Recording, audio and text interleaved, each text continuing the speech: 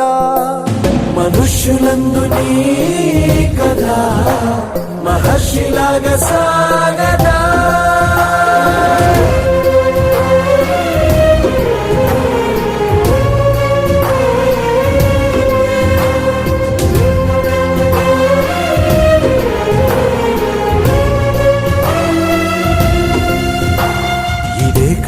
ఇదే కదా నీ కదా ముగింపు లేనిదై సదా సాగదా.